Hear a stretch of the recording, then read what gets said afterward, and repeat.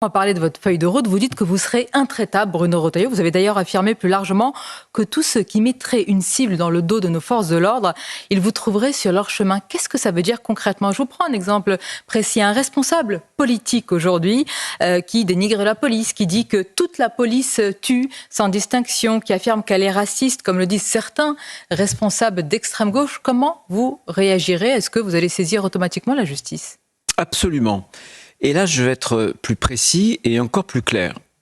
Toutes celles et ceux qui mettent une cible dans le dos de nos policiers, de nos gendarmes, me trouveront en travers de leur route. Un exemple très concret.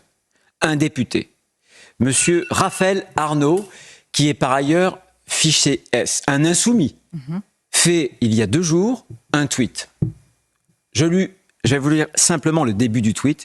Assassinat de Canaque par les forces policières envoyées spécialement à 17 000 km. Vous avez ici, mais les auditeurs radio ne le voient pas, ceux qui écoutent CNews le voient, eh bien, dans la journée, je saisirai le procureur de la République. Ça signifie que je porterai plainte. Vous estimez qu'à travers cette réaction sur X, Raphaël Arnaud affirme que les policiers ont prémédité, que les forces de l'ordre ont prémédité un meurtre? Absolument, et je ne laisserai rien passer. Et à chaque fois, et en plus c'est un député, on ne peut pas se ceindre d'une écharpe bleu, blanc, rouge pour avoir de tels comportements.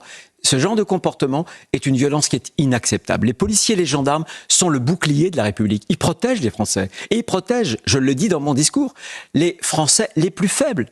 Parce que le problème aujourd'hui, cette demande d'ordre à nos frontières, d'ordre aussi dans la rue, elle n'émane pas de Français les plus riches, elle émane au contraire des Français les plus modestes. Pourquoi? Parce qu'eux, ils n'ont pas les moyens de mettre leurs enfants dans les bonnes écoles. Donc, ils n'ont pas les moyens d'habiter les beaux quartiers. Toute parole qui dénigre la police ou qui, selon vous, dénigre la police, vous saisirez automatiquement la justice. Exactement, parce que j'estime que rétablir l'ordre, vous me demandez quels sont les moyens pour rétablir l'ordre, eh bien c'est déjà le respect des forces de l'ordre. Donc là-dessus, ne rien laisser passer.